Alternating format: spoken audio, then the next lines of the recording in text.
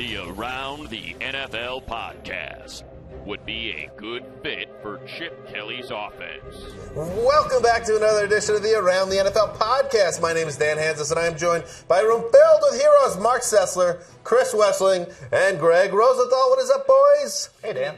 Nice point system with the hands. Thank you. That's regular season form. Special because this is a special podcast. It is. Our first Sunday night show after a exciting, wild, enlightening slate of Sunday games in the NFL. I mean, I hate to say it to everyone who listened to all of our off-season shows and our preseason shows, but that was all a preamble. We weren't even, this is going to be much better than all of those put together. Well, plus we were wrong about 500 things. I don't even know if We're all of also us... right about a lot of things.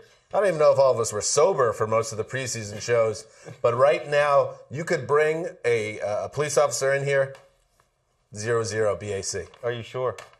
Pretty sure. Totally sober. Pretty sure. This is our Sunday recap show. We will be doing this every Sunday, and you could watch it on YouTube at youtube.com. You could watch it at NFL Now. And, of course, you could listen to it, our loyal audience of the Around the NFL podcast, 3 shows a week. Our Sunday night show will focus exclusively, and this makes sense, on the action at hand on Sunday. And we will start this show, and we will start every show this season with what we were kicking around some ideas, like, you know how when on football shows, it's always like, yeah, 4th and goal, zone read, attack.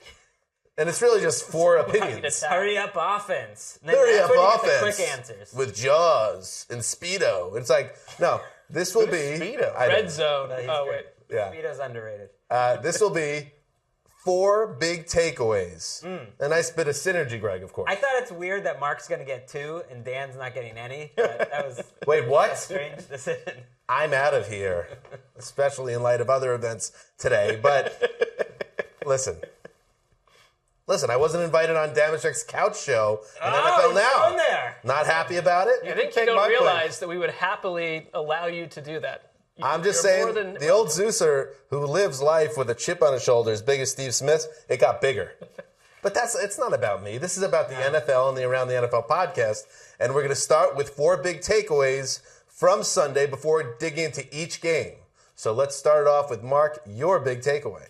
I mean, my big takeaway watching the Ravens lose to the Broncos, that's nice that you're 1-0, Denver, but your quarterback, I don't know what's going on here with Peyton Manning. He's the guy that we saw in the preseason. That's confirmed after 1 week of the regular season. Cannot throw deep, and the Ravens, they put out a blueprint for other teams to follow. Close off the short side of the field, make Manning connect with passes deep down the field, because he can't. Our little graphic here says Peyton Manning doesn't look like Peyton Manning. He actually does look like the Peyton Manning we saw in December and January. Right, that's the problem. Yes, write him off. Wes, you're up. Marcus Mariota. Look, if you watch this guy, you can say the Bucs have a bad defense. You can say all that. But if you can't recognize that he has special traits, I don't know what to tell you. He's got Joe Montana-like footwork. He's got a Dan Marino-like quick release, lightning quick release. And he's running some Oregon elements. He's running some Chip Kelly elements. He could have like an RG3 type of dynamic rookie season. When's the last time the Titans dropped a 45-point bomb on someone?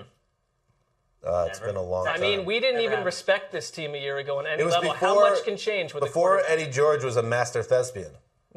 So ages ago. My big takeaway after a summer of hype, the Amir Abdullah hype is real. Watching this Lions game, this guy almost 100 total yards. Would have had more, but the Lions offense went in the tank, as the defense did. I don't know what's going on with the Lions, at least after 1 week, but Abdullah looked great. He had a great touchdown run where he made Eric Weddle look silly. He turned a busted screen pass play into a 50-yard game. He had a kickoff return that put the Lions in great field position. This guy's going to be making plays all year long. He's a stud. He reminds me of Eric Metcalf. He got compared to Barry Sanders, but Todd Bowles, and you mentioned during the game that you saw some of that too. You can't deny the guy who looks special. Special traits, Wes. Special traits. My takeaway is that these Rams that I've been talking about for a while, they look pretty good. They took it after the defending champs.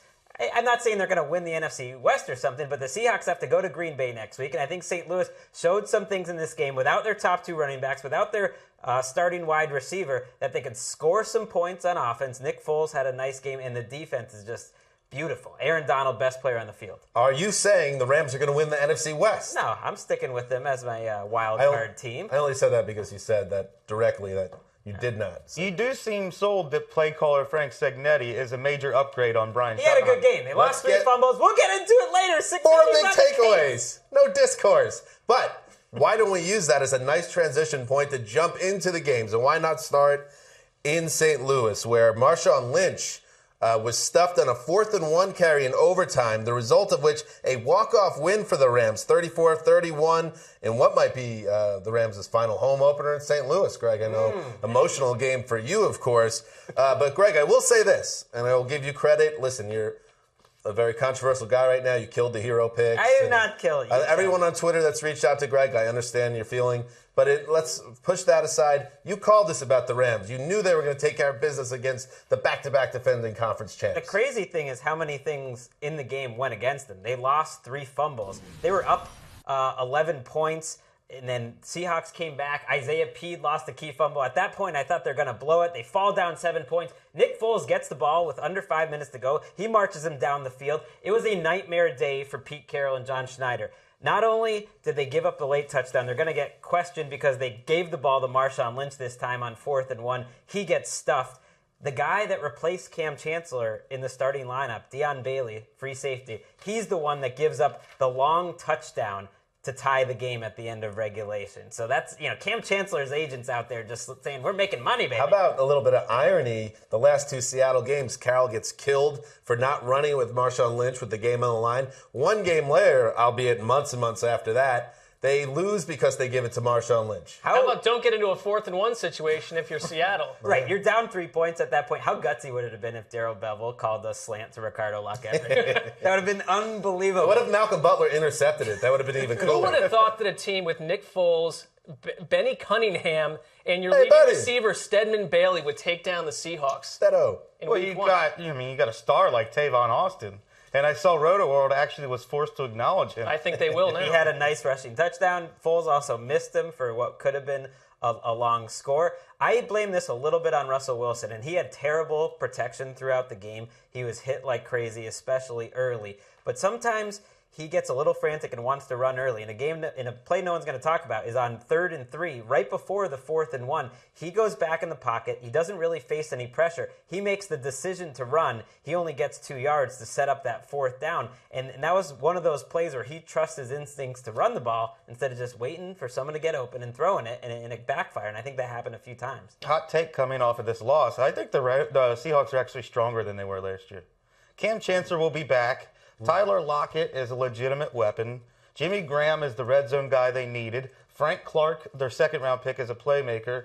I feel like their roster is tangibly and a bunch of those stronger. guys weren't on the team a year ago, so it's going to take a few weeks. What about Jimmy Graham? What did you see from him? Well, the second they got in the red zone, the first thing they did was just throw it to Jimmy Graham 3 times. Didn't work right away, and then he did catch a touchdown. He didn't have a huge game, 52 yards. They did a good job. The reason I like the Rams is nothing to do with, we've talked a lot about their offense. It's just that Aaron Donald could be the defensive player of the year.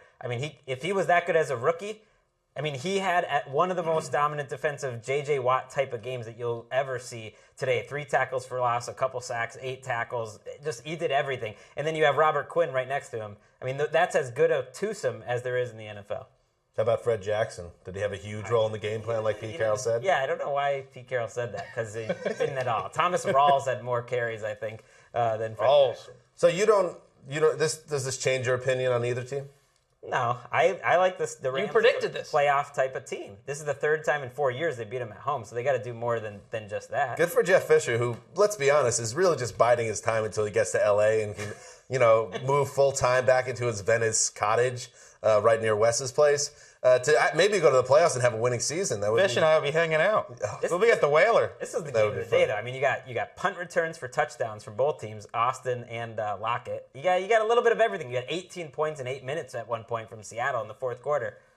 These 2 games, the sneaky good rivalry. Even though the Rams are very good, they always play pretty good games. All right, so let's now turn our attention to the team the Seahawks beat a couple years ago in the Super Bowl, the Denver Broncos, who, we talked about Peyton Manning and what will we see from Peyton Manning after a year in which he crumbled down the stretch. Well, he looked very vulnerable on Sunday. He threw for just 175 yards, took 4 sacks. But an Aqib Talib pick six was the difference in a 19-13 win over the Ravens. Mark, yes, Broncos win. Is it too soon to consider Manning a liability in Denver? Well, I understand this other sub-faction that says, no, Manning's still the greatest quarterback around. When you say sub-faction, basically are you referring just Dan. to me? Just Dan. Yes, let's just call it out. It's like, but at this point... Dan and Solomon Wilcott. Sure, there was an injury down the stretch that buried Manning's play to some degree, right? Yes. But it continued on through the entire preseason, and it played out today in week one. He played a very good defense, but they're basically... I don't like that sometimes we selectively choose what matters in the preseason, but go ahead. I get you his arm didn't look great. But it's not look great in about 8 to 9 games at this point. Okay.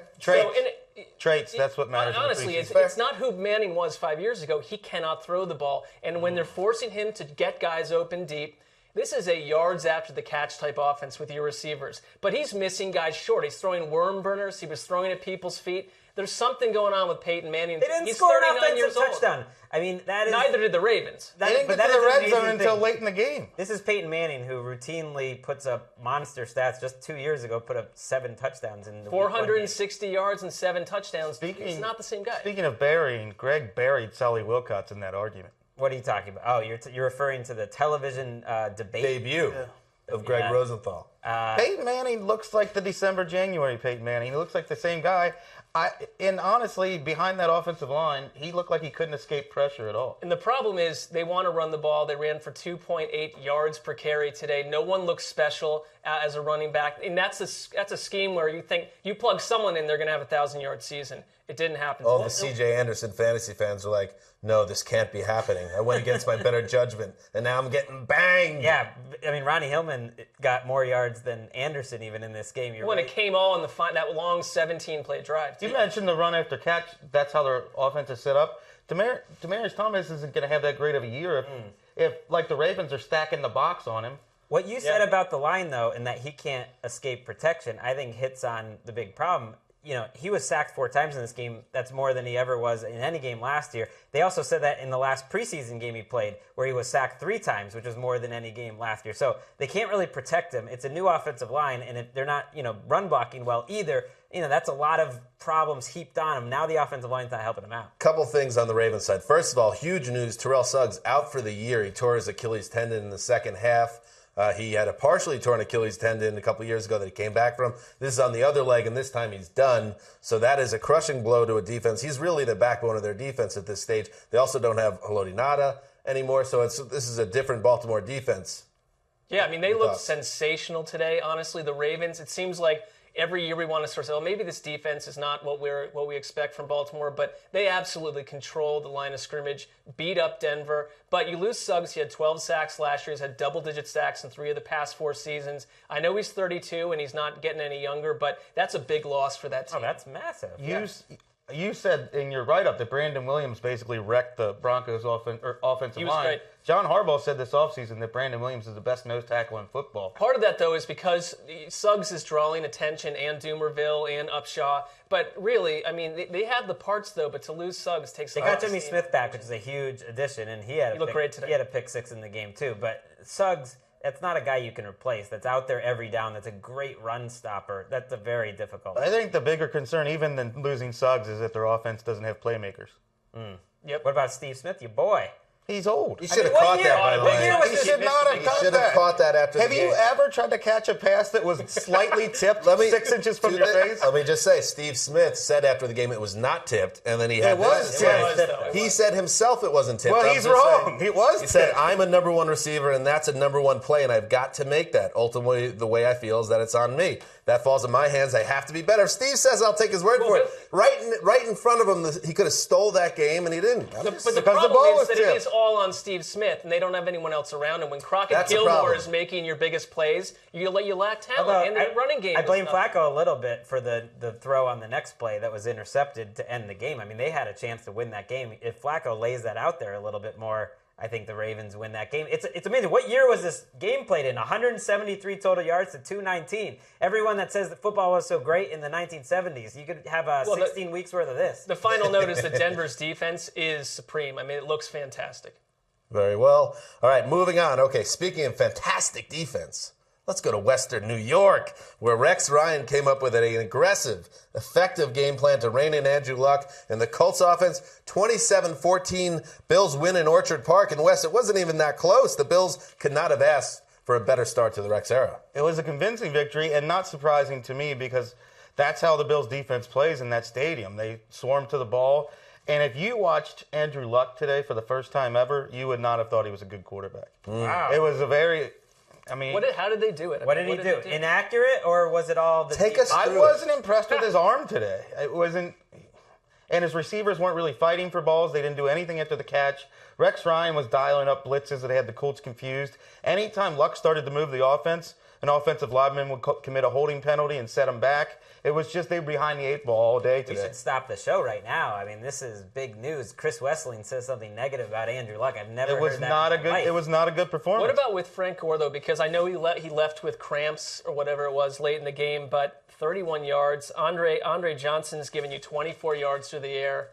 Well, Frank Gore, they get behind, so they're not going to run it as much. And then, like you said, calf cramps. He missed series in the third and fourth quarters with that and spent most of the fourth quarter in a jacket on the sideline. It wouldn't surprise me if they bring Ahmad Bradshaw back because Josh Robinson, the rookie backup, didn't look good. And they're playing former Yale star Tyler Varga on passing down. Tyler Varga. First time he's been mentioned on the pod. And what about on the other side, Tyrod Taylor, for real? If you saw him today, you would say, what he did in the preseason was what we should expect going forward. He had I believe, the 5th best QBR by a Bills quarterback in the last decade. So if you were watching this game, obviously Tyrod Taylor is the quarterback, but just watching the defense, could you tell the difference between, this is Rex Ryan's defense, between that and the defense they had last year and Jim Schwartz? Or No, I thought Jim Schwartz brought more pressure. Rex had well-timed blitzes, but they looked more swarming to me under Schwartz. By the way, get excited, Bills fans, because if you want to get excited about Tyrod Taylor now you've seen it happen in the regular season, after you saw it for a month in the preseason.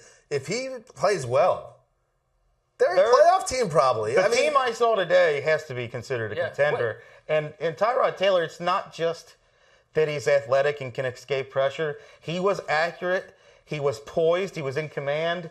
He had a play late in the game where it would have been a pick six because the ball was tipped, and he went and batted the ball down like a guy who has a high football IQ would do. It was a really impressive all-around performance. Taylor had 41 yards rushing, and so did LaShawn McCoy. And Carlos Williams had 55. What is LaShawn McCoy? Did he he's coming off the hamstring, right? and he appeared to stumble a few times while he was running. He didn't look at full strength to me. And yet I miss Kyle Orton. I still miss him. Well, you're a Jets fan, of course you would. I miss him in my life. Actually, I think Kyle Orton carved up the Jets last year, but a lot of teams carved up the Jets. By the way, Colts, you can chalk it up to one game. It was a buzzsaw. We knew it was a bad matchup, but Frank Gore comes off the field and it shows a lack of depth at running back. Andre Johnson looked old. He looked slow, couldn't separate, didn't do anything after the catch, and Philip Dorsett fumbled both of his punt opportunities and didn't get on the field on offense until T.Y. Hilton left with a knee injury. Watch out. Watch out for the team of ATL potential, Tennessee Titans. Maybe they'll take that division. You say that it's possible. That's a tease. Nice tease. You've got a lot of issues between the head coach and the front office with this team, too, which could be like a Harbaugh effect. Colts have gotten bombed in a few games, though. It's been their characteristic under Greg. We got Bills-Pats next week in Buffalo. That's a nice little Week 2 game. All right, let's move to Green Bay, where the defending MVP of the league, Aaron Rodgers, threw 3 touchdowns, 2 to an old friend, James Jones, and the Packers held off a slightly frisky Bears team, 31-23 win at Soldier Field. This was a game, guys, where the Bears hung around, but then Jay Cutler, as Kevin Pacha wrote in his write-up, Cutler threw an interception to Clay Matthews that basically sealed the contest in the fourth quarter. So I think a lot of people expected another one of those Aaron Rodgers 5 touchdowns, 41-10 blowouts. Mark, I said 61-0. 61-0. A little bit off. You threw out there. But the Bears put up a fight, and the Packers still recovering with Jordy Nelson out. They take care of business. I mean, I guess no one would be surprised if they won this game, but their defense gave up almost 400 yards. I think we're at the point, though, with the Bears. Okay, you hung tight with a team in your division at home, but you only lost by 8, and so that's good news. Yeah. I mean, that's kind of like where you are. If all you can do is compete in a division game, that's good news. That's not a good sign. Remember those old NFL films where every team got like a half-hour video and it would be on at like 4 a.m. on ESPN? The annual yearbook, I believe. Yeah, and it always had a title. It would be the 2015 Chicago Bears, Disturbing Promise.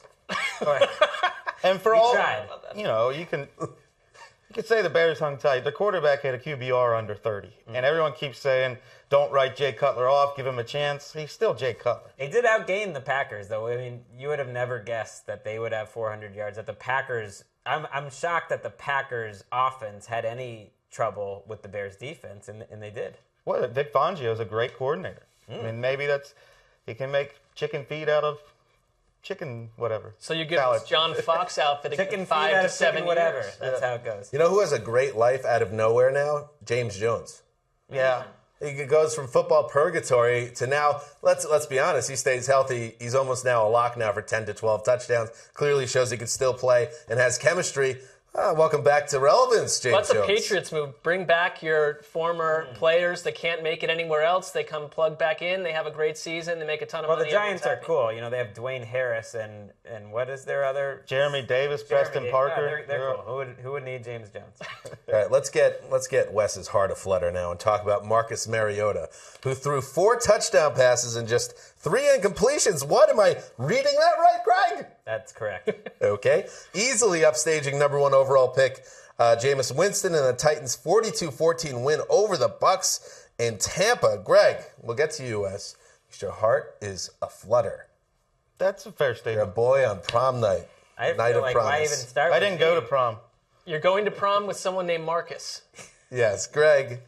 You think the Bucs are having some draft remorse right now, don't you? Well, a little bit of drafters remorse. Well, I said anyone in the crowd there has to be having it because here's week 1. Let's go watch our face of the franchise, new number 1 pick, throw a pick 6 in his first NFL pass. That not exactly the start you're looking for. And then on the other side of the ball, let's look at the number 2 pick. Put up 4 touchdowns and 35 Worst points case in the scenario. first half. They're not going to come to any games the rest of the season. Seriously, that is a team that struggles to sell tickets. Yeah. That is, if you try to create the most deflating situation possible for week 1, that's it. But right barring an injury, this was absolute rock bottom where your guy stinks it up. The other guy plays like evolutionary Joe Montana. And Wes, who is sitting across from me, giggling like a schoolgirl. He was so excited. I do think he is a little bit. I'm not saying he's got the fourth quarter mojo and the game-winning drives of Joe Montana. Who knows if that's going to happen. But in the preseason, his footwork reminded me of Joe Montana. And he had a much quicker release today than I expected. Lightning quick release on a lot of these run option plays that they ran at Oregon and that Chip Kelly runs. I'm excited for this team. There was a point I kind of felt like the football gods were really against Winston and for Mariota in this game because Mariota threw one pass right into a defensive lineman's belly that could have maybe been a pick 6, fell on the ground. He fumbled the ball at the 1-yard line and it was recovered by the other team, but they decided that the play was dead, which was a very questionable call. Whereas Winston, he throws a pick 6 on his first pass. It was a terrible decision. And he throws another interception where a defensive lineman makes an amazing leaping catch. I actually saw a couple good things out of Winston, but the score was 28-7 before you blinked. And I just thought, it doesn't even matter how well Jameis Winston plays. The offensive line is so bad, and the Bucs' defense is even worse that he's going to be in a lot of these games. Question for you. Let's say you put Marcus Mariota behind that line in Tampa Bay with Lovie Smith, who doesn't develop quarterbacks, as your head coach. I wonder if it's a different situation. Of course. But Winston is going to throw those interceptions. He did it in college. Mark, too. by the way, brings up Lovie Smith, who has coached, 17 games now for the Bucs and lost 15 of them. And It's his hard. defense, which is what he's known for, looks terrible. It's getting worse. I mean, that was my big takeaway. That's his butt. Shocking That's that the they would hot get seat worse after that he you brings smell. in Major Wright, Chris Conte, and Tim Jennings from his old Bears team. Well, that's the problem. I can't stand coaches that get wedded to certain average players because they know your system. How about go get smart young players that can learn your system? Because what is the plan? A bad team that's showing no markings of growth what is Lovie Smith's plan? It's impossible to know. They've been bomb dropped like 7 times in the last 2 seasons. Bomb drop. Your boy Terrence West, this game was such a laugher. It was like Oregon. I mean, with the score, Mariota didn't have to play in the fourth quarter. They took out Bishop Sankey in the third quarter. They put in your guy Terrence West. Well, now Terrence West's on a potential playoff team. Bishop Sankey had a career high in yards. Did you know that Bishop Sankey's career high was only like 63? Well, we know this from what we've seen. Yes, Dan, you're smelling something? What is that? That's Lovie Smith's hot butt. He's on the hot seat. He's got a hot butt and it stinks. Wait a Sorry, minute. go ahead, Wes. His butt's getting hot. Well, he is, I don't know. That's a patient organization, but please. We've seen this factor going back to Michael Vick with the Falcons. When you have a mobile quarterback who's a threat to run, it helps the running back. And I think that's one of the reasons why Bishop Sankey's doing better now. Well, they definitely added some Oregon elements to this. They did some hurry up. There was a lot of like package plays. I think they showed us that they're trying to build this offense. You mentioned RG3 to Mariota's strengths, and that's what you want to see out of a coaching staff. Well, you got to give Ken Wisdom. What do you know? Ken Wisdom isn't the most boring coach in the NFL. I Who do would have think guessed? he has potential for an RG3 like rookie season where he gets everyone excited around the league and in Nashville especially, but he is going to make some rookie mistakes against good defenses especially. But, like I say, Dan, the traits are there. They're all there. It's all about traits. TD, is my mic okay? Because I did that bit where I was doing the smelling. I don't know what you were doing there, but Yeah. your mic's okay. You, I'm not so sure about. That's Lovie Raise a Smith's fair question. hot butt. All right, moving on. Alex Smith threw for 243 yards and 3 touchdowns in the first half, 2 to Travis. And there's a couple of competing nicknames right now with Travis Kelce. You're hearing Baby Gronk. I don't know if that's more creation in here. You're also hearing Zeus, which I have some issues with intellectual property there. Anyway, Travis Kelce had 2 first-quarter touchdowns. It all added up to a 27-20 win for the Chiefs over the Houston Texans. And Mark, Brian Hoyer, your boy, old former Cleveland Springsteen. You guys want to make a lot of people my boy. It's not. None of these guys are my boy. Once upon a time, he was. If we were making a list, Brian Hoyer is near He's the in your top boy of Hall of boys. Fame. He was in the. Totally inaccurate. He was in the stable. You asked to cover the Chiefs-Texans early last week as if there was going to be, I was going to get a lot of texts from Wes and Dan. Hey, can you put me on it? What Mark's like, I better get in here early. I'm a team guy. It I wasn't do you a because of the favor. Chiefs. You always make fun of the Chiefs. Let me just get Hoyer struggled. He was awful because he stinks. And Ryan Mallett took over with 6 minutes to play, led Houston on a couple scoring drives, made it respectable. But there you go, Mark. We talked about it last week. The quickest quarterback controversy in football comes out of Houston. Yeah, I mean, Hoyer, 2 inexcusable turnovers that absolutely changed this game. His first pass was a pick 6. I mean, Hoyer played some bad games down the stretch last season, but the point here was he knows Bill O'Brien's offense. He's comfortable. He's confident. None of that looked to be the case, and he said it after the game. He did a disservice to the organization with the way he played. It was not a good game. It's an insult to call Brian Hoyer a game manager in the same vein as Alex Smith. It's an insult to Alex Smith, who's a much better player. That's and fair. Brian Hoyer is not a game manager. He turns the ball over way too much. They are not anywhere close to the same quarterback, and the biggest takeaway for me was I know the Chiefs bored us to tears last year, but they looked interesting today. I think there's something else going on. You got Kelce. Having Macklin in there changes what they can do. He tested defenders down the field, and Alex Smith looks supremely confident. I feel like he's a smart quarterback who just seems so much more comfortable this season in an offense that is growing some weapons finally. They've got triplets, and you can even exclude the quarterback, Jamal Charles, Jeremy Macklin, and Travis Kelce. And they're a good team right now. But Greg, in his preview, got trashed by Chiefs fans. But it's a good point. If they lose Jamal Charles or Jeremy Macklin, they're not a good team. Well, They don't have for a lot of teams. They don't have It's depth true on for a this lot of roster. teams, though. Right. another team, that I think is lousy is the Texans. I mean, maybe this is just more about the opponent. First of all, the Texans outgained them. I didn't watch the game, and I know a lot of it was late drives. Yeah.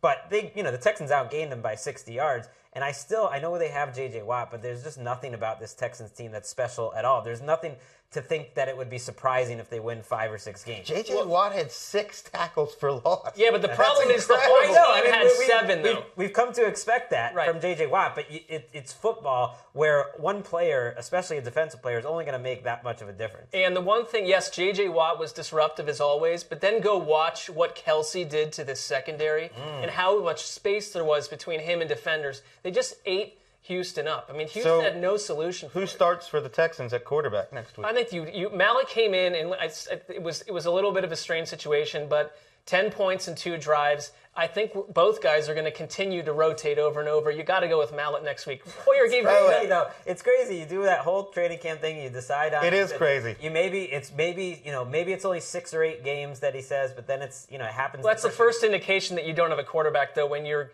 going snap for snap. And hold on, Bill O'Brien told reporters, he told his own coaches that the rest of the league and every critic is just wrong about his quarterbacks. They're both quality players. And good television. It's not true. On Hard Knocks, let this always be a reminder. If you like that show, when the coach is talking up the quarterbacks too much, that means they usually stink. And it did remind me of how this season started. It was with O'Brien in a private meeting. Remember he's yelling at his own coaches? It was a little that weird. I found strange. This was his quote, nobody talks about the Texans because nobody thinks we're going to win. And the disrespect that they show our quarterbacks, I'm tired of that too, because both those kids can play. They need a chance, and one of them is going to get it. Enough is enough. They're both going to get the chance. They can play. Can they play well? That's a different story. Arian Foster might be back next week. It is just week 1. I do remember the Titans absolutely dominating a road game in week 1 last year, and they only won 1 more game the rest of the season. See, you never know. Yeah.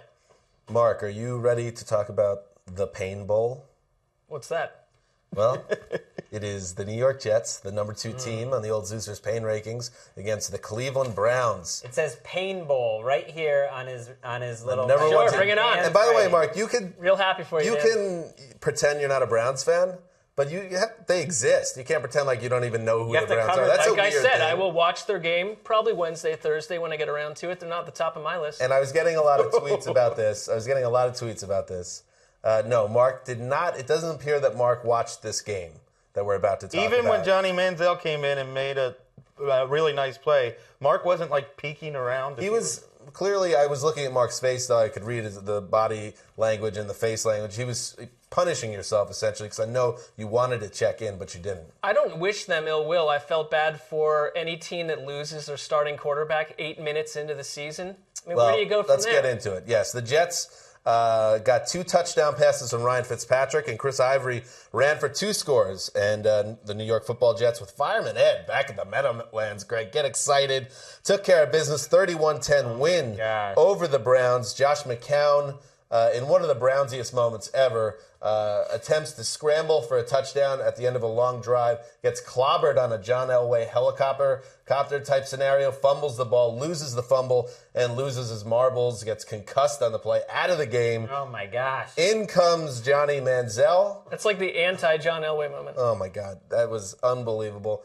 Manziel comes in, starts off promising, throws a long touchdown pass to Travis Benjamin, the first touchdown of his career, but then he's betrayed. And we got to cut Johnny a little slack. Any young guy coming in cold like that might struggle, but he was pretty reckless with the football. 3 turnovers, lost 2 fumbles when he wasn't protecting the football well, and then 1 interception. Jets took advantage of that, 21 points off 5 Browns turnovers. And I will also say this, Mark. I'm much like Andrew said on our last show. I am, and I don't, whether you care or not, I'm disappointed that you're doing this. I thought it was a bit. Now I'm starting to see you're going to run with it. It leaves me as the only real fan in terms of rooting for a team in this room.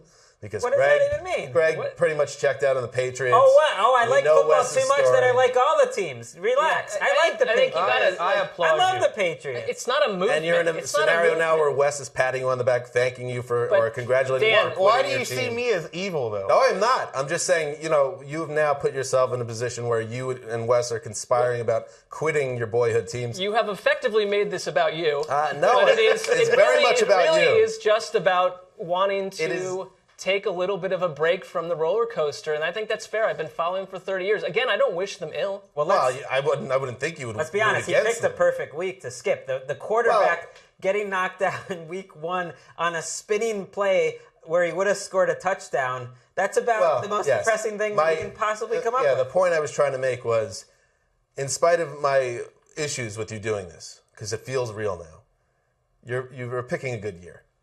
If this is going to be a one-year sabbatical, the Browns stink. Because I don't think, I know I think the Jets have a chance to be a playoff contender, but the Jets, they made the Jets look great over the last 3 quarters of this game. And I don't know, I can't imagine the Browns being able to get out of their own way this season. This could be a very long season. It is early, but you don't have a quarterback. You gave up 150 yards on the ground. That was meant to be the big thing. You're meant to be able to run the ball. You can't run the ball. Listen, you take away Manziel's rushing yardage, and they did absolutely nothing.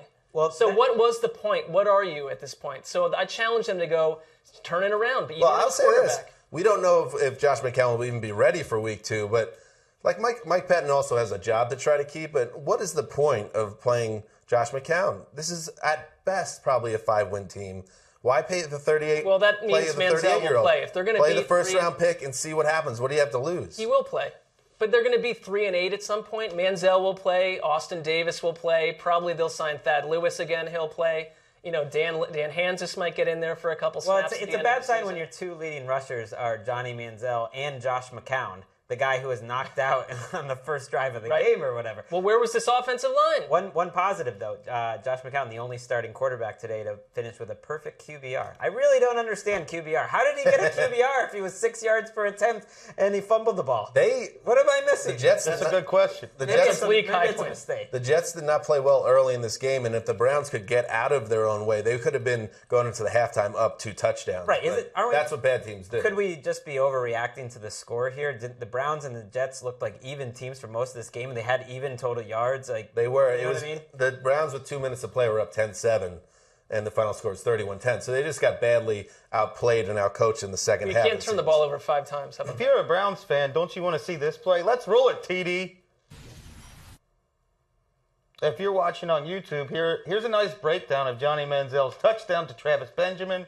I think Browns fans want to see more of this. Well, it's a nice story, and really it was Cromartie got toasted on the play. And speaking of Antonio Cromartie, he suffered a 9-contact left knee injury, carted off, did the dreaded towel over the head, which I've never seen a guy put the towel over his head, not to make light of it, but put the towel over his head and not be a serious injury. It just seems like that's when they know. So I don't know if we're going to see Antonio Cromartie again this year. So that was really the worst part of the day for the Jets. But the other thing, one more thing about the Jets before we move on. Brandon Marshall looked like a difference maker in this game. They haven't had a guy like this since Keyshawn Johnson. He beat Joe Hayden on a goal line 1-yard pass where he was a big boy and made a play. He had the key play of the game, which was after Fitzpatrick threw his only interception. Marshall stripped the ball and got the ball back, and it led to a Jets touchdown. So Brandon Marshall making things happen, a guy they haven't had in a while. What do you know? A team that needs a wide receiver could have gotten him for a 5th rounder. That's too bad, because all it does, it's kind of like in Cleveland. You're saying, why bother waste time with Josh McCown? Now this is just another week wasting time with Ryan Fitzpatrick when you've got Geno Smith behind him ready to really take him over the top. The jawbreaker. My fantasy team is the Jawbreakers with our logo as the image when Geno mean-mugged the Instagram photo. One of the more ridiculous moments in my franchise's rich history. Let's move forward. Let's talk about the Arizona Cardinals, another team of around the NFL candidate. And Carson Palmer's return from ACL surgery was a big success. The veteran QB threw 3 touchdown passes, 31-19 win over your boys, Greg, the Saints. You liked, Greg. Boys? Well, I'm a native son of New Orleans. I'm Greg. You were a Saints I went fan to to some Tulane. But you liked Bruce Arians' aggressive game plan, didn't you? Yeah, that's what I like, is teams that have a little bit of guts instead of Sean Payton. Right at the end of the game, I just thought it was a nice dichotomy. 4th and 6. Granted, it was on the 7-yard line, the shadow of his own goal line. Under 2 minutes to go. Drew Brees has the ball, and Sean Payton decides to punt the ball. 4th and 6. Oh, come on, Shawnee. Just get 6 yards. Yes, if you don't get it, you're going to lose the game. Hey, if you punt the ball, you're going to lose the game too. And you know what? The football gods were watching, and they told Bruce, hey, let's stick it to Sean Payton right here. He didn't just run the ball into the line 3 straight plays. He threw the ball with a screen pass. He thought it was a very safe pass on 2nd down to David Johnson. David Johnson's first NFL touch. He takes it to the house 55 yards, and Sean Payton never even gave it a chance to try to win that game. Sean Payton has his reputation as this aggressive risk taker because of the onside kick in the Super Bowl. He did a lot of this lame stuff last year where they were punting in very odd situations. It's just weird to give you. First of all, you're putting that much faith in your defense, which wasn't getting a lot of stops. They basically prevented damage by giving up field goals, but it's not like the Saints defense looked good all day. And the best case scenario is you get the ball back with under a minute to go and no timeouts, and you have to get a touchdown. So it made no sense at all. And I thought Arizona, which was aggressive in their play calling all day, they were rewarded. I mean, Saints fans, this is a defense that stunk up the joint last year. You give up well over 400 yards today, and this is going to be a run-heavy Saints team, 2.7 yards per carry. What the heck? That front seven that Gregg's been trashing in Arizona. Yeah. The Saints offensive line, I know among big-time Saints fans, is a huge, huge concern. And judging by the play calling and the stats and everything I saw today, that is warranted because they didn't try to drop back. Everything was a dump off. When they ran the ball, Ingram and Kyrie Robinson were both absolutely stuffed. I mean, Mark Ingram had 8 catches for 98 yards. They were doing all the damage on screen passes and through the air. They were kind of figuring out a way to move the ball, but nothing downfield, really. That new-look Saints offense, Drew Brees on pace for 768 pass attempts this season. Yeah. Let me ask you this. Is Honey Badger going all-pro this year? Honey Badger was all over the field. That's our making the leap boy. 8 tackles. That making the leap is looking good. Tyrone Crawford's looking good so far. Maybe we're going to hit Geno Smith? He's going to get in there. He's going to bring him to the playoffs for a good end of the season run. Yeah, Matthew looked great. So that is Making the leap candidate Sammy Watkins, 0 catches today. Vontae Davis blanketed him. Ooh, Vontae Davis is good, but that's a little bit foreboding. I think they only attempted 19 passes. It was amazing to me to be watching a week. I never expected Chris Johnson to be getting big-time carries in a Week 1 game. He was really getting the ball ahead of David Johnson. As I mentioned, How did he look? He looked fine. Clock killer, Chris Johnson. He was okay. The only reason out. he was in there, though, is because Andre Ellington hurt his knee. It's a PCL injury, Bruce Arians said. So Chris Johnson could be starting at running back for them next week. All right, moving on. Let's go to San Diego, where Phil Rivers threw for over 400 yards, and the Chargers reeled off 30 unanswered points in a 33-28 win over the Lions. This is a Lions team. It was a tale of 2 games. The Lions jumped out to a 21-3 lead in the first half. Then the offense just disappeared. And, afterwards, as you're watching the game, there's some speculation brewing that Matthew Stafford got hurt. He got hit by Melvin Ingram in this game. He took a shot to his shoulder arm area. In the second half, he shows up and he's wearing an arm sleeve on his throwing arm, and he noticeably lacking zip and accuracy after that point. So it's something to keep an eye on, that Stafford might be dealing with something. On the other side of the ball, Phil Rivers, after throwing 2 picks in the first half, including a killer in the end zone on a badly underthrown ball, is basically perfect in the second half. Just unbelievable performance. Keenan Allen, he had a sophomore slump last year. 15 catches in this game. 17 targets. 165 yards, I believe. So Keenan Allen was a beast. Ladarius Green, a former Making the Leap guy, had a touchdown. So the Chargers come roaring back. A very nice win. How often do you see a quarterback go 35 for 42? Rivers That's a good point. Is, That's a lot of in the attempts zone. to only He's have amazing. 7 incompletions. He's going to be moving on up Gregg's quarterback Well, it index. doesn't take much for me with Phillip Rivers. I'm looking for any excuse. He's People also- forget that he's one of the best quarterbacks in the NFL. And I often forget this until I watch Chargers games, but he has easily now taken the torch from Brett Favre, from the guy that gets announcers to go, oh, this guy, he plays like a kid. He loves football. He's like, oh, he's just a kid on a playground. That's the Phil Rivers stuff. But he does. He plays well, and he seems to enjoy doing it. He needs a playground. He has like 7 kids. Yeah, it's true. The Lions, we know this is their first game without Ndamukong Suh, and they gave up, I believe, over 450 yards of total offense in this game. And I don't put a ton of stock into Tony Saragusa sideline reports for Fox. What? I don't think Fox does either, because they downgraded him to like the 3rd or 4th team this season. But Saragusa noted that as everything was crumbling in the second half, the Lions sideline was dead, and there was nobody there to say, let's get going. It was basically a team that was gassed and ready to go home, and that's what they did with the loss. Well, when you come into Qualcomm, you don't come out the same. I was in San Diego last night. It's unseasonably hot there right now. Maybe that was part of Look it. at Wes's humble brag. What were you doing near the border there, even a Chris humble Wesseling? brag? I was gallivanting down the coast, as you would say. Well, you can't spend every Sunday in 72 degrees, perfect temperature dome. I want a question for you, Melvin That's a Gordon. horrible stadium, by the way. No wonder they won out. I went to a Brett Favre Jets game in 2008, and it is a dump. That's nearly a decade later, so it can't be any better. No, it can't be. Melvin Gordon, though, not a good preseason. I'm seeing he had 3.6 yards per carry. How'd he look? He looked okay. There was one play that he scored a touchdown, and then they ruled that his elbow was down, which was a good ruling, but he showed a nice bit of athleticism to stay on his feet. There were a couple times where he maybe pitter-pattered a little bit, but there were a couple times also where he got just buried in the backfield where he had no shot, which will affect that yards per carry. So there's nothing really to get too worried about. On the other side of Amir Abdullah looks like a stud. I mean, he had a play on Eric Weddle where he juked Eric Weddle out of the stadium almost. Like I said, he turned that screen pass into a big play. Beard off. He doesn't have breakaway speed, but his cutting ability is insane. He's so quick. Wes and I were talking about it. It's almost like he accelerates off a cut. Like he gets momentum somehow off it. You just don't see people do it. Odell Beckham does that, and Abdullah does it. But we expected him to have more help around him today, that he was going to be an extra piece to like a suddenly deeper Lions offense. But it was the Chargers offense, which they have to feel so good about their team after this game. Is the exact opposite of last year, where they blew a big Week 1 lead to Arizona. To come back from 21-3, you get Stevie Johnson really involved. That was a nice pickup. As a quality starter, and you get our guy from a year ago, Ladarius Green having a big game. Suddenly, when you get Gates back, I mean, that's a lot of Well, you have Danny pieces. Woodhead back, too. He had 12 rushes. Big red zone weapon, Danny Woodhead. If Kevin Patcher wasn't passed out face down on a mattress without any sheets right now, I would love to talk to him about the Lions because they are his team. And the thing about the Lions as I watch this game, and there is, I believe they're number 4 on the pain rankings, Mark, is there is that DNA that ties the years together. It felt like very much like a Lions loss.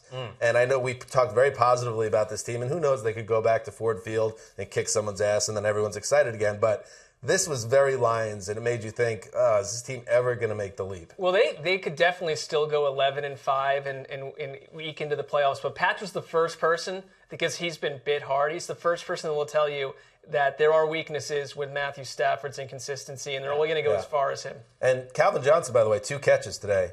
And way too soon to say, is that a sign that he's on the other side?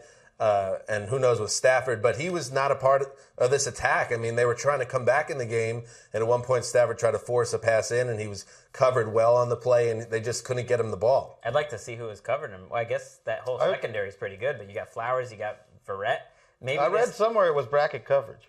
Maybe this team of ATL buzz for Detroit taking a big hit from last year's forgotten team of ATL, who you can't forget about anymore, the Chargers.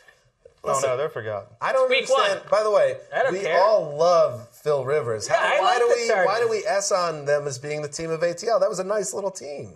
Well, They were boring to watch last year, which goes against the team of ATL. They're more fun to watch this year. Maybe they'll be more fun this year.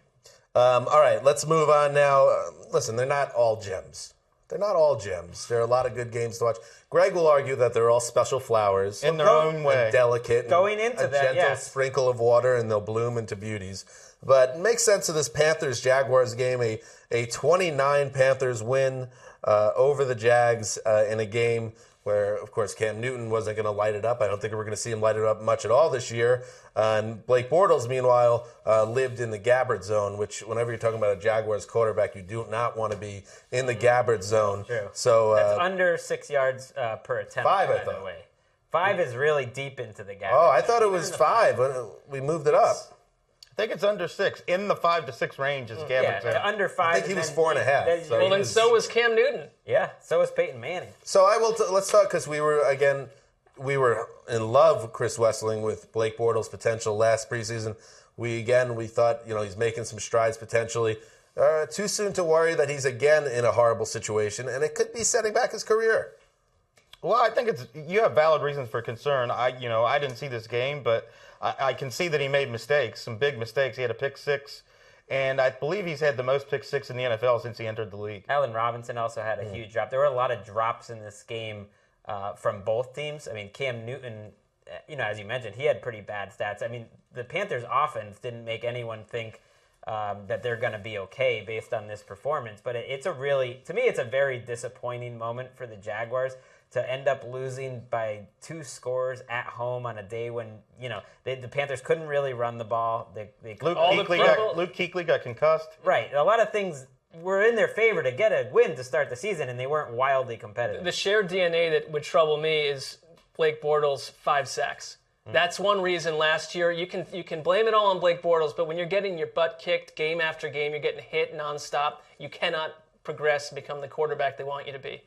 It looked like the running game was improved, but it's like this feels very much like a Jaguars score 3 years into the Gus Bradley project. You didn't give up 54 points, you gave up 20, but you're scoring 9. All right, let's. Does anybody else have anything to say about this game? No. Sorry, Panthers fans. We know you're 1-0. Enjoy the top of the AFC South for this half a day or whatever it is. Maybe a week. Be careful what you say, Greg, about the Panthers. You don't want to get yourself in trouble here. Oh, that's true. That's true. I'm just saying, it's 1 week. Mark almost achieved his dream of succeeding Greg on the depth chart around the NFL this past week. That's all I'll say in regards to certain Charlotte-based NFL team criticism from the fearless boss. Let's move on to the Cincinnati Bengals, who went to the black hole on Sunday, and, we're thinking, this might be the year the Raiders are frisky. Let's get excited. Well, at least in week 1, it does not look like the Raiders are going to be frisky. The Bengals had it easy, dominating in all phases in a 33-14 win. Andy Dalton and Tyler Eifert, keep an eye on Tyler Eifert, by the way, connected for 2 touchdowns, and Derek Carr left the game with a hand injury. This is a game that was 33-0 at one point, so Matt McGloin was playing big-time snaps. So very dark times, very sad crowd shots in Oakland of a fan base that, they could be a little bit rowdy, and sometimes you think they're kind of, a punk-type fan base. They deserve better than this. Time to put the optimism back in the shelf in Oakland, Wes. I liked my analysis better when I was trashing the Raiders. I don't know why I picked them to win this game.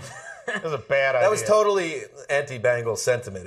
You even admitted as much. It was tricky for you to pick between your 2 raging biases, but you had to go with the Raiders. Raging blind spots on each side. I do expect Andy Dalton to have a career year, and I think the Bengals' offense is loaded. I just didn't think that they were this complete of a team to go on the road and absolutely demolish another team. I like my bold prediction of Andy Dalton throwing more touchdowns than Peyton Manning. I just wrote that in some sort of early morning fever dream, one of the million bold prediction pieces. It's one of the few that's going to look good. That's not looking bad. I mean, Dalton, is a 28 touchdown guy on average? He's done it before. One of my props was Manning throws 30. I think 30. That's a pretty good one. That's good. Wouldn't be you're in trouble. There is something particularly deflating about a week 1 loss like this at home, especially after, to a bad team like the Raiders, like to their fan base, all of that like moderate preseason buzz means a lot. Like, oh wow, these guys, now people really think we're more of an NFL team, and like you really convince yourself into that. We're no longer the worst team in the league. We've got a lot of young pieces. And then you're down 33-0 at home. Nothing has changed. Not to mention you lose your starting quarterback. Well, that too. Right. That's true too. They said they didn't think it was going to be a long-term issue. It was swelling in his hand. He couldn't get X-rays were negative. Yes. That could be a multi-week absence. He completed 7 passes for 61 yards before leaving the game. Never downplay. I know McGloin, if you give McGloin a week to prepare, never count him out. I don't think McGloin is a backup. 2014 preseason MVP, Matt McGloin. There are Raiders fans who believe that McGloin is a better quarterback than Derek Carr. I kind of like McGloin. 2 problems I see for the Raiders. Can't run the ball still. Just 2? Primarily. Number 1, I thought that with Khalil Mack and some other players of this defense, we said they were watchable. 0 sacks. 90 QBR for Dalton. It's a really rough start. Del Rio, the coach, talked about, I'm a Raiders fan. We're changing the culture. Everything's changing, and you're going to have to keep waiting for Aldon Smith had 1 tackle. That was it for him. And Dalton looked great. And obviously, it's September, so he's probably going to look better in September than January, but he really did play well. And I'll say it again, and this is not going to be news to anyone that's a fantasy owner, but if Tyler Eifert is on your wire and you have to bid, let's say, X amount of dollars, don't be afraid to throw it out there because and when you guys watch this game, he looked awesome. If he's on the wire, what kind of league are you in? Well, he had a lot of preseason buzz. He had some buzz, but there are, a lot of tight ends. It depends what kind of league you're in, but 14 league. Looked great. Yeah, not 4-team league with infants. Yeah, not. Well, every, who's ahead of Eifert in a tight end in fantasy? Many. Don't ask me a You know, fantasy we're by the way, our fantasy team, Mila Weintraub, the AT&T girl named after. Wes was the draft consultant. Mark is an 18% shareholder. I am the majority owner. Greg is the boss, but has no affiliation with our fantasy team. Yeah. Big win in week 1. So, Big win. there you go. Travis Kelce 4 came owners, up big. and you also have David Ely downstairs. Isn't he a kicker consultant or something? He's a You have- kicker this is consultant. He has an this is emerging role in the front office. a mockery. You've somehow made a mockery of fantasy football. That's a one-man job, not a. It's called 4-person being committee. subversive, Greg. Look into it. Anyway, so Tyler Eifert is awesome. If he's on your fantasy team, you're going to win it all, baby. Looking to being subversive. Keenan Allen is really. If you lost today in a PPR league and Keenan Allen was on your team, you should just fire yourself and hire Mark or something like that. I want nothing to do with it. Hire Wes. Hire Mark, who's I'm out after the draft. co-owner I'm of only the a pro successful personnel guy. fantasy football team. Don't even know what the team's name is or Let what me the just take result stock in was. this. So you quit being a Browns fan. You've removed yourself from the fantasy side of things. Sure. Are you just disappearing from society? I am starting- slowly, bit by bit, removing the bricks, each little brick. And Dan, you can say like it's a that. bit, but I'm not No, doing this. actually, I'm starting I'm to not think doing it's this real. for Dan. I'm doing this for Mark, For you. for me. I like this. You're slowly morphing into my lifestyle.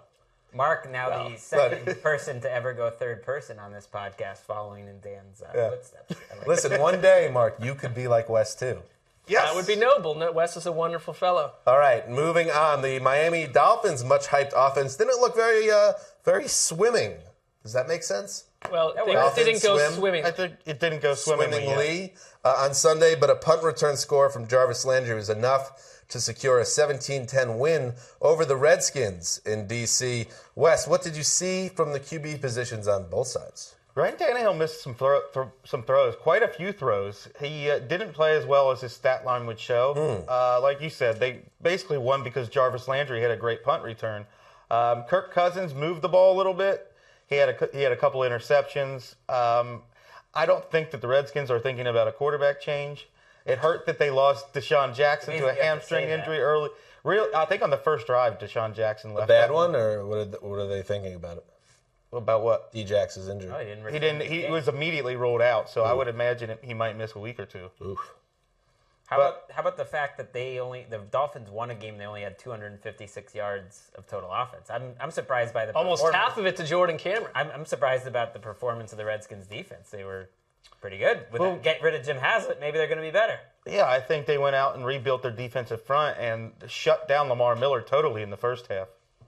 Mark, you get on the phone with your boy, your friend Bill Lazor. Say, hey, pick it up, buddy. You're supposed to be a studly offense this year. Hey, Lazor, Well, pick it up. I'm not sure that's the exact transcript of the conversation that's ahead of us, but I would say that, Wes and I vehemently said more teams need to go run this Eagles offense. Maybe it's not that easy to suddenly become, the Eagles.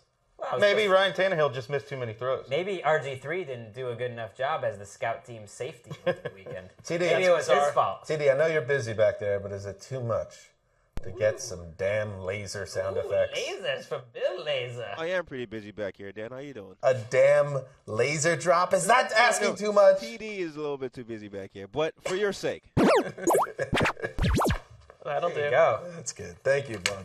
I appreciate you. Anything else from this game, Wes? How about how about the fact that the go ahead. AFC East all undefeated and looking good? The Dolphins probably had the worst performance of the four, but just an entire division. I call this a moderately troubling Dolphins performance, just based on what I'm looking at here, is that the offense didn't look great, defense looked fine against the You hire bad Mike offense. Tannenbaum and you're Did the undefeated. Dolphins whack the Patriots last year in the opener or early on in the season? Yes. What did that mean? I mean, week one couldn't be more overrated for its results. I would say Counts in the standings the same. the one other takeaway from this game, if you followed our fantasy advice and drafted either Jordan Reed or Jordan Cameron, pat yourself on the back. Good. If these guys, they're injury risks, but if they stay healthy, they're both going to have huge years. Jordan Reed will play at least 4 more games this season. Between that, He looked fantastic. He had a lot of plays where he fought for extra yards and got first downs. between that and the Deion Lewis call by Wes, which was genius-like. Amir A Abdullah. lot of patting on the back, and it's deserved. Barry Horowitz over here. Oh, don't forget about Tavon Austin. Tavon Nice Austin, little start for Chris Wesseling in 2015. who now exists. Let's now move to the big Sunday night showdown between the Cowboys and New York Giants at AT&T Stadium, which is the name of the facility where the Cowboys play home games. Chris Wesseling, and a game that the Giants had in hand, a 26-20 lead late. However, Tony Romo, the much maligned Tony Romo, Gregg Rosenthal, leads the Cowboys Not by me. down the field in the last minute of the game after a questionable play call by Tom Coughlin and an even more questionable decision by Eli Manning allows the Cowboys to come back from the dead. 11-yard touchdown pass. Jason Witten from Tony Romo, 7 seconds to play. They convert the extra point on a day where Dez Bryant breaks his foot and is going to miss some time. The Cowboys steal one from the Giants, 27-26. Marc Sessler, this is one of the worst Giants losses in recent memory and a great win for the Cowboys. Absolutely. A lot of people being blamed in New York already. Eli Manning's taken the blame. Coughlin's taken the blame. But in this room, when this game was happening before that final drive, I heard certain unnamed people saying, good riddance to the Cowboys. We're tired of them. Hit the road. There was a lot of blame going in Dallas, but we counted out Tony Romo a little bit too soon, I think. Tony Romo, I mean, one of the most clutch quarterbacks in the NFL. We've known that for years. The numbers back it up. Yeah. He's got 24 fourth-quarter comebacks since he became the starter in 2006, 3 more than any other quarterback in the league. I thought, by the way, Mark, you were referring to, we were sitting here watching the end of the game, and Gregg Rosenthal was simultaneously rooting against Spags, Giants defensive coordinator Steve Spagnuolo, who he despises on a personal level because of what happened with the Patriots, and also rooting against the Cowboys, and I was in the same boat there. That's exactly what I was pointing to. I like upsets. I like surprises. It was a wacky game, and I also like blaming people when they make a big mistake. And we didn't wait to see Dallas go drive down the field with ease before blaming Tom Coughlin. I said it the second he made the call. You throw the ball there. I know Eli Manning should have taken the sack and all that, but it's more on Coughlin for not running the ball. It's a higher percentage play to run the ball anyways. Score a touchdown, it's over. The worst case scenario is Just that ask Marshawn Lynch. There's less than a minute under the clock, and you have to go, get a touchdown. Instead, now you had 40 more seconds. I mean, it just was an insane, for a guy who's usually so conservative, to call a pass there was crazy. Well, wait, even more inexcusable is the way that, as Coughlin called it, knife through butter, Dallas just rolled down the field against that defense. 2 straight drives. It was so. I texted with some friends back east. I have a lot of friends that are Giants fans, and I said this feels inevitable at this point. And everyone was like, "Yep, they're done. They're done." And sure enough, I think it was like 8 plays, 80 yards, and that was it. It was done. They had no chance to stop him. And this was without, again, Dez Bryant in the locker room or any timeouts. I mean, that's part of the equation of calling the run there. The fact there's no timeouts at all makes it really difficult to get a touchdown drive. Over the summer, I did a post on Gary Kubiak has an analytics guy in his headset. Isn't this exactly the situation where you need that guy? And he's got to be able to tell you within 10 seconds whether to run or pass in that situation. That's right, yeah. Tom Coughlin doesn't seem like an analytics type of guy. You know what I mean? These are really unforgivable errors. I like what men because are men. If you're sitting here and you're able to say it in real time and Tom Coughlin's not, that's unforgivable error. And they got lucky a few spots there. There was a defensive holding call on the Cowboys that actually saved them a ton of time. The Giants really botched that entire 4-minute drive. A lot of their snaps, if you noticed, happened with a ton of time left on the play clock at a time when they're trying to, get the clock down. Eli Manning snapping the ball with 15 seconds left. This is not what you expect to see out of a veteran quarterback like Eli Manning, who made an unbelievable throw to Odell Beckham that we thought was the game winner. We thought the game was over right there. Eli came up with the best throw of the night.